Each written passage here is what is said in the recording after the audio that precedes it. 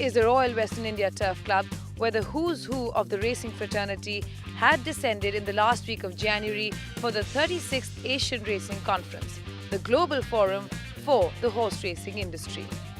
Hello and welcome to the Champions of the Turf. I am Mandira Lalwani here at the Mahalakshmi Racecourse, where the Asian Racing Conference was kicked off with the Asian Racing Federation Race Day, where the feature race was the Group 1 Vilu Poonawalla Indian Oaks.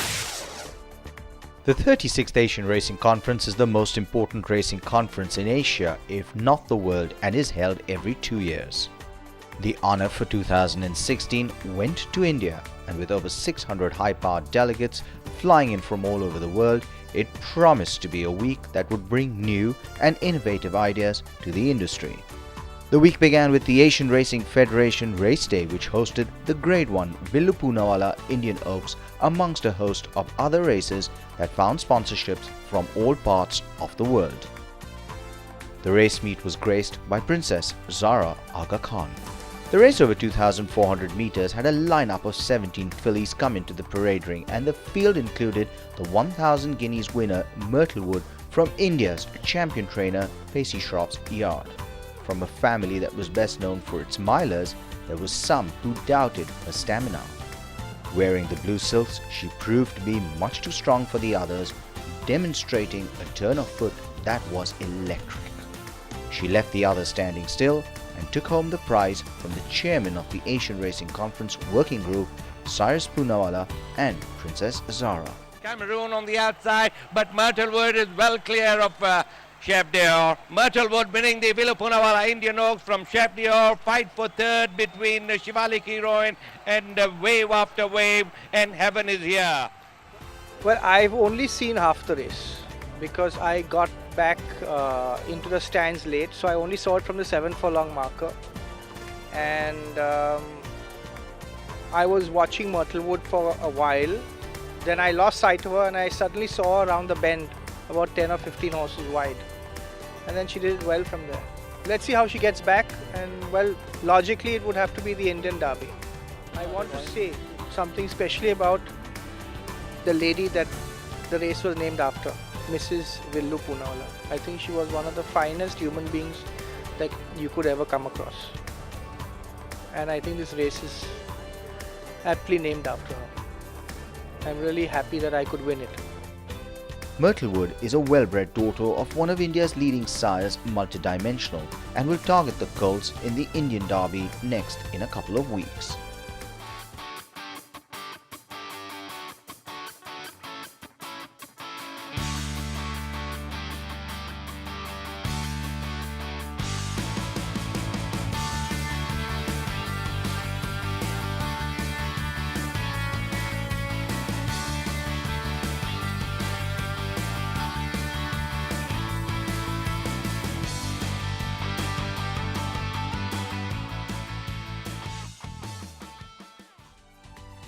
A few races earlier, India's highest stakes earner was sent out in the Breeders of India Turf Championships over 2,000 meters against 5 other rivals.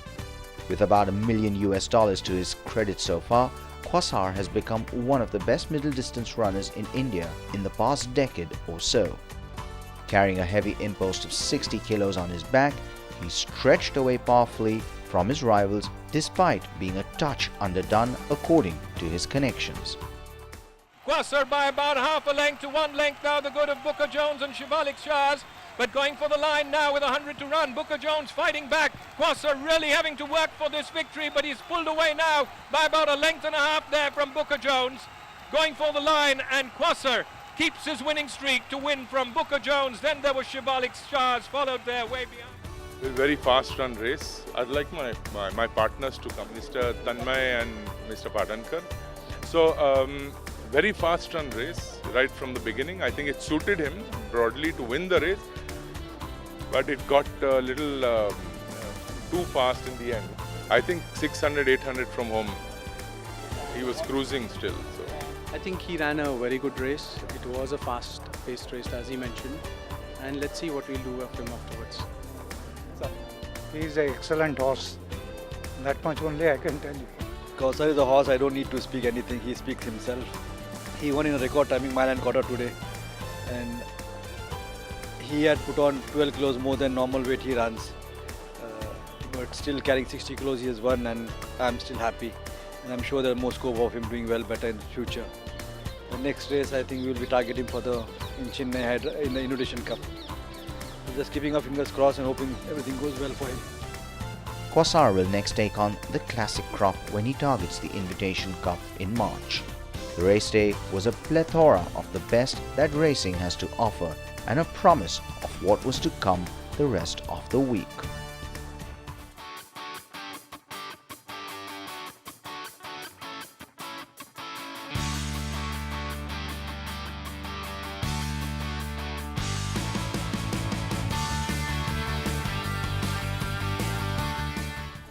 With the entire race day sponsored, the Irish Thoroughbred Marketing Multimillion got the race day off the ground, and holy smoke with Irishman Colm O'Donoghue won with something to spare.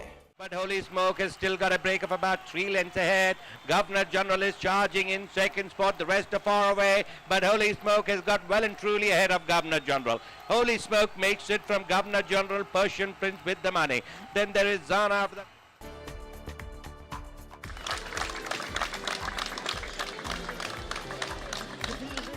The Grade 3 Gules Poonawalla Million, a 5 furlong sprint for juveniles, went to a son of What's the Script when Serenita won this at lucrative odds of 20 to 1 for SK Sundarji, beating his stablemate by a length. Serenita wins the Gules Poonawalla Million from Honeydew and Well, I had 2 runners for this race and had given them enough preparation for this race. Honeydew had already had a start, so she had a benefit of a run. The other filly had prepared very well, and just hoping that they jump well and are in good position so that they can strike, and both of them ran good races, so I'm very happy about that. I thought about 100 meters from the winning post, either of them is going to make it.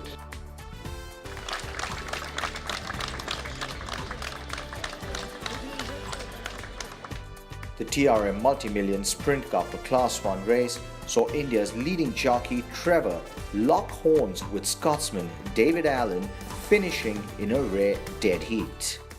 On the inside is Merchant of Venice and Wild Waves.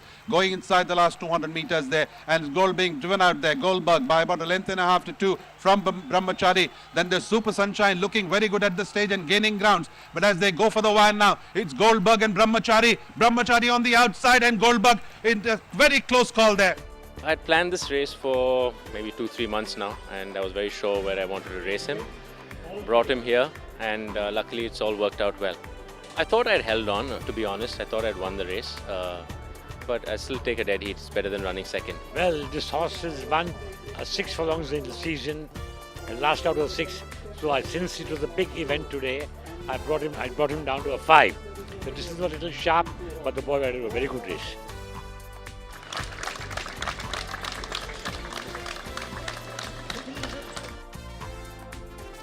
The At the Races Championship Stakes went to Your Royal Majesty, giving Pacey Schroff a well-earned double right after the Oaks. opening along the rails there, Your Royal Majesty is also covering ground from the outside. Inside the last 200 now, Perfectionist from Your Royal Majesty coming up fast on the outside, and then the Shivalik Storm. It's Perfectionist from Shivalik Storm, Your Royal Majesty, Perfectionist from Your Royal Majesty. Your Royal Majesty travels the best of the lot to win this one from... I think Your Royal Majesty, he's always been a very grand horse. He's always done his best. He's an easy horse to train. He keeps himself happy, and I think he did well today.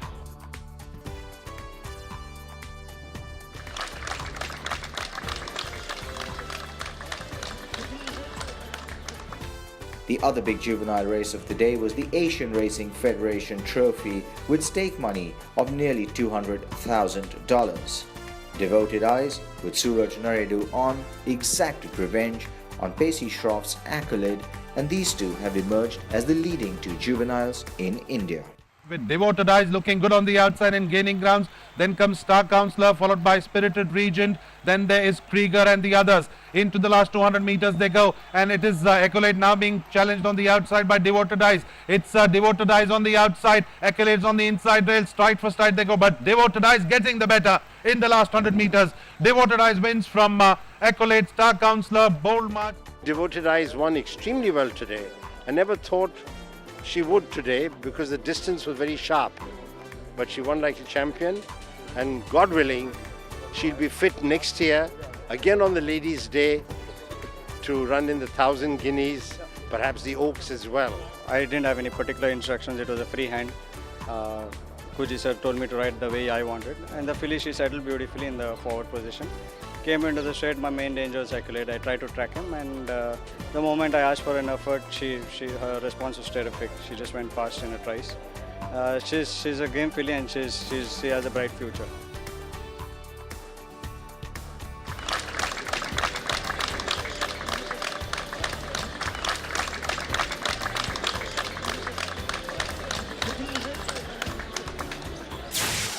In the opening ceremony for the Asian Racing Conference, Mumbai brought Bollywood to a glittering evening where the keynote address was delivered by none other than Princess Zara Aga Khan to an audience which was rapt.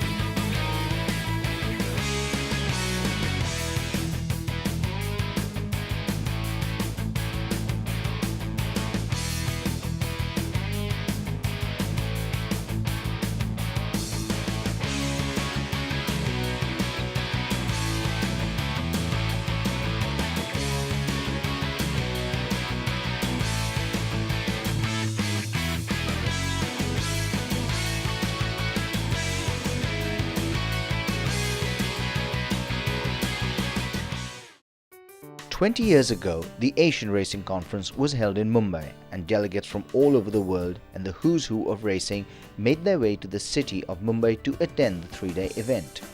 The opening ceremony was held on Monday night, and one of Bollywood's leading ladies, Jacqueline Fernandez, brought the roof down after the ceremonial opening. Your Excellency, Governor of Maharashtra, Princess Zara Aga Khan, chief delegates from all the countries worldwide attending, dignitaries on the dais, ladies and gentlemen. I have great pleasure in welcoming you all to the 36th Asian Racing Conference, which now becomes the 4th conference that India is going to hold. And this conference has come to India after 20 years.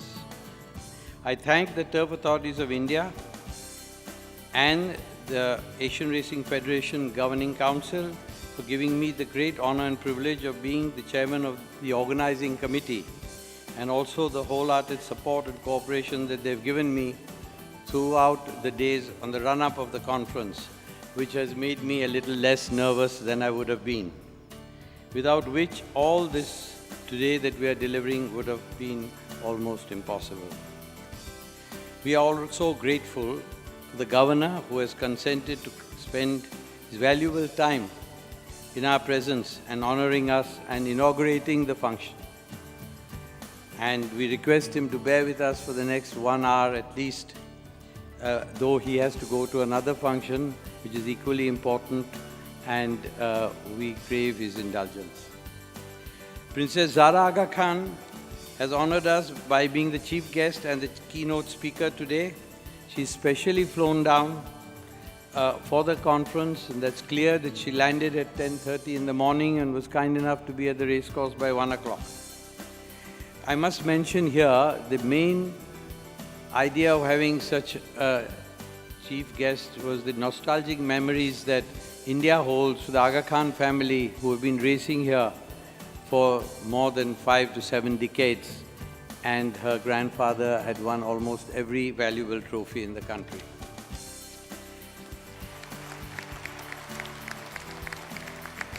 Now we come to the chairman of the Asian Racing Federation, Mr. Winfried, my friend, who has been a great help throughout.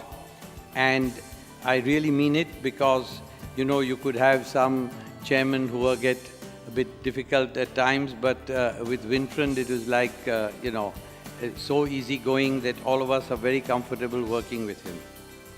And so also, I must welcome Mr. Louis Romanet, Chairman of the International Federation of Horse Racing, and he's going to be with us throughout. This gives a great support that this becomes more like an international conference, if I may say so, than an Asian racing conference. To add to this issue, there is the Chairman of the International Stud Book Authority, and who is also happens to be the Chairman of Royal Ascot Racecourse, Johnny Weatherby. And along with him, the Jockey Club of England, the Chairman, Mr. Roger Weatherby, and his wife are here to grace the occasion, and therefore, as I said, it gives an international flavor. I also welcome all the chief delegates from several other countries worldwide who have come to participate in this conference. I hope the conference, therefore, would be a grand success, but I and my organizing committee are keeping our fingers crossed right till the end, that is when the flags are exchanged with the next country conference. With this, I won't take up any of your time except to say that I'm a micromanagement chairman. I go into all details and I welcome any complaints firsthand, and so going to the secretary, whether your drinks, food is all right, cars are all right, please do come and bother me. I'm all ready for it. Thank you very much for your indulgence. Ladies and gentlemen, to light this symbolic lamp today, I call on Sri Vidyasagar Rao, the Honorable Governor of Maharashtra, and he'll be accompanied by Princess Zara Aga Khan, Dr. Cyrus S. Poonawalla, Chairman of the Organizing Committee of the 36th Asian Racing Conference, and Mr. Winfried Engelbrecht de Brecke, Chairman of the Asian Racing Federation.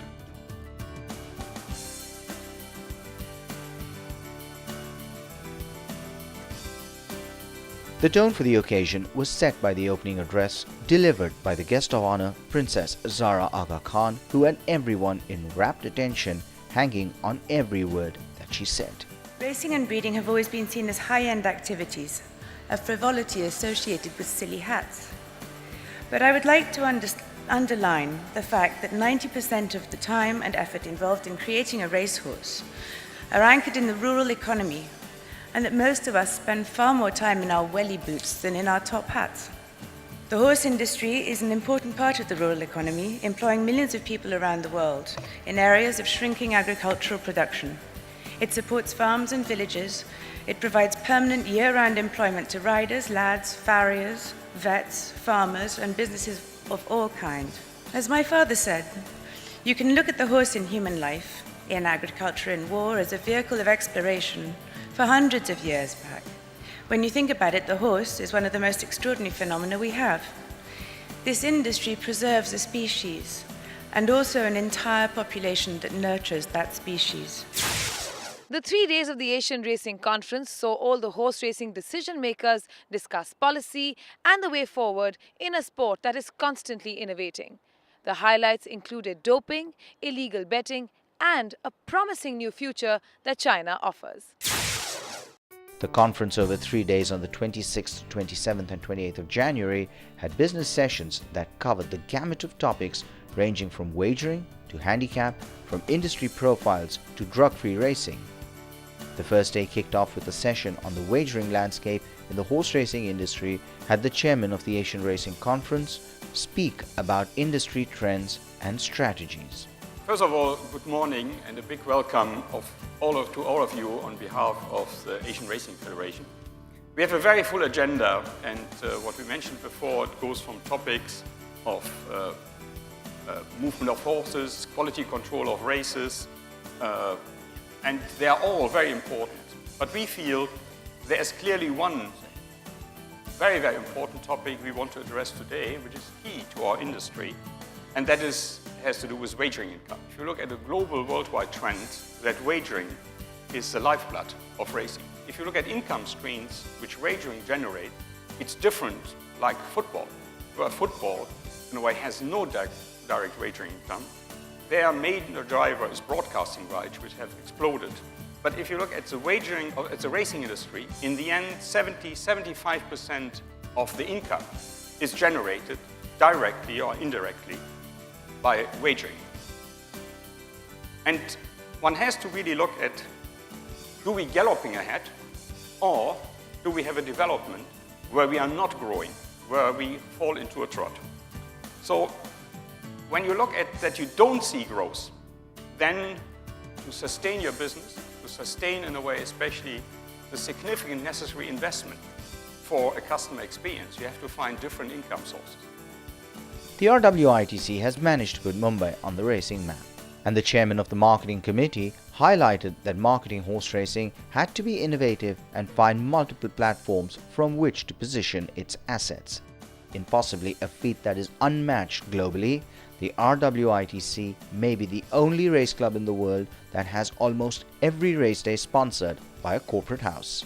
Sponsorships is the heart of our marketing program. Growth in sponsorships at the RWITC has been exponential, from virtually nothing a decade ago to a situation where we have a sponsored race every weekend through almost 8 months of the year. Our annual sponsorship at the ongoing Mumbai season this year would be over $15 million US. We attract contributors from across the industry spectrum, covering real estate, liquor, chambers of commerce, lifestyle, breeders, and more. It is not about just selling 1 or 2 or 3 races in a year, but one every week, which makes our task all that more challenging. We have set a high benchmark and perhaps is the single most factor that has set our club in a league of its own. Drug-free racing and doping has always been a subject that is at the forefront of policy making, and the Asian Racing Conference was fortunate to bring on board the chairman of the IFHA, Louis Romanet, who spoke about the International Federation's anti-doping remit. Now we're facing the 21st century where we have to go further. We are going from medication control to doping control. So we have addressed the problem of therapeutic substance. We now have to address the problem of some specific doping agents which are difficult to find. We have the new challenge of gene doping and the possibility of the modification of the heritable genome which must be strictly forbidden. So clearly we will permanently have to advance in order to follow all the scientific evolutions which we have. As was mentioned by the previous speaker, clearly the global integrity of racing is fundamental. It's a basic principle. That must be our permanent priority for the confidence of the betting people, of the punter, but also for the breeding industry. We are there to select the best breed in order that they will go back to stud and reproduce, and these horses must run clean of medication. That's very important. And we must, in our policy, we must cover the whole life of the thoroughbred, from its conception to its final retirement, and we must ensure full traceability and have permanent access to every horse and total transparency. We cannot accept that a horse suddenly disappears for 6 months, you don't know where he is, and he suddenly comes back and he wins a Group 1 race. I think that's not quite acceptable. That's why we must develop control in training. China could become the next forefront for horse racing. And while there are multiple players venturing into what may be the world's biggest racing market in the future, the Hong Kong Jockey Club has begun to execute its program for development there. It's the Hong Kong Jockey Club's approach to the development of this software, which I'll concentrate upon today. But before doing so, let me give you some context by explaining the rationale for our involvement. First, as you will have appreciated by now, I think, but it bears elaborating on the point that the club has a long history of contribution and engagement in mainland China. This includes, but it's not limited to, contributions connected with the horse industry. Secondly, as you're aware, the development of racing in the region is a core mission of the Asian Racing Federation, and as the host of the ARF Secretariat, the club takes this mission very seriously. Finally, there is in a sense a natural extension occurring here. Take for example the training of jockeys, work riders and stable staff. The vocational training capabilities we've built up in Hong Kong are already being deployed in mainland China. Since 2012, we've been delivering this training for our existing labour force needs across the border in Guaming. From this year, we'll commence training of locally recruited youth to become part of the skilled workforce at the Shungfa Training Centre. You will appreciate, therefore, that we are, in a very real sense, a natural partner to work with the governing bodies in China on the development of this nascent sport. As Winfried indicated in introducing this session, the club's entered into two such partnerships, one with the China Horse Industry Association and one with the Chinese Equestrian Association. Now, these partnerships have a broad compass. The week was resplendent with entertainment and hospitality that certainly set a benchmark for South Korea to follow as the next host in 2 years. The finale of the Asian Racing Conference could not have been more spectacular. The Poonawalla Stud Farm has been home to many a champion, and a visit to the stud farm transported the guests into a world of magic, resplendence and victory for a conference that has been easily amongst the best ever. With all the business sessions and the hard work out of the way, it was time to treat the delegates to a day in the sun. The Poonawallas opened their hearts and the gates to their majestic stud farm to welcome everyone for the afternoon. The delegates and guests also got a glimpse at some of the farm's best horses, and everyone was in awe. As the conference wound to a close, it was time to get a last word on the takeaways from this mega event. Well, first of all, it's my first time to India, and I think it's made such a great impression on many of us, myself included, about what a great destination India is. The conference itself, I thought was extraordinary. The business sessions were very informative, very well attended. I think it was one of the greatest conferences in the 36 conferences that the Asian Racing Federation has held. It was terrific, and it's going to be a great building block for Korea, because I think the momentum will continue as we go to Korea, and it'll get even greater. And so I think it's just a great thing that everybody can come together and kind of come together for a week and really walk away with a better industry.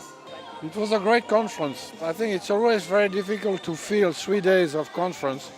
In Paris every year we have just 1 day, and all the big issues were raised, were discussed with very good panelists. A lot of new information, for example on illegal betting as a real challenge, and it was also a way for us who are taking part in all this conference to give information to people and to teach them about the challenge of the future. It was very well organized. All the main goals were dealt with. The organization was perfect. The country is unique. So I come back home full of ideas for my next conference. I personally think some people came to me and saying that was probably even the best conference we had in relation to content. I think all the 3 days had very interesting topics, very interesting speakers. I personally think we came to very innovative ideas we came to the conclusion that we have to work closer together, especially to fight illegal gambling, and the whole colorfulness, the whole entertainment around the conference was marvelous, and therefore India has been an absolute marvelous host, and especially Cyrus Poonawalla as the chairman of the organizing committee. One word: amazing. This has been an absolutely amazing Asian Racing Conference. Indeed, all of the racing conferences that are now held around the world, this would have to be the best I've been to. Look, we have talked about a lot of stuff. We had 12 business sessions over 3 days, and then before that we had the bureau meetings, including the Stewards Conference. A lot of very important ground covered. For me, the illegal gambling problem, that stands out as something that really was explored in the required detail, and encouragingly and importantly, we now have a way forward. That's essential. A lot of the marketing ideas were wonderful, and I know that delegates, they've said to me already, they'll take those back and start to apply them, so that's great. With all the praise coming their way, the men behind the event were tired. but ecstatic with having put India right up there on the global racing map. I thought it went off very well. For our country, it was fabulous. Things went uneventfully, much better than my expectations. I'm very, very pleased because after all the effort, I would term it as an outstanding success. And I asked some of the executive council members like Winfried and Andrew to give me honest feedback on how we did. And he said, you're right there at the top. So, and all the delegates, I'm happy. And that's the greatest satisfaction to hear that our visitors were happy. I think all the business sessions, there was a lot of take home on technology and wagering especially, on medication and the way they promote racing. So there was a lot of learning across the board. Well, I was nervous, but it's all clockwork, and I'm overwhelmed with the amount of praises that we have probably don't deserve. But there's no doubt that those who have spoken, not to me, but behind my back, and that's the important thing, have all been, never expected this put up show by India. The highlight was, of course, the zero level tolerance. There was huge participation on it. Message has gone down that the trainer is the responsible person unless he can prove that he was a victim of mitigating circumstances. And the stewards conference was brilliant. A lot of exchange of knowledge was taken place. These, in my opinion, were the two most important business sessions and the highlight of the conference. That's it from all of us here at the Champions of the Turf. I hope you've enjoyed this episode as much as we've enjoyed bringing all the details and excitement to you. See you soon. Until then, may the horse be with you. Goodbye.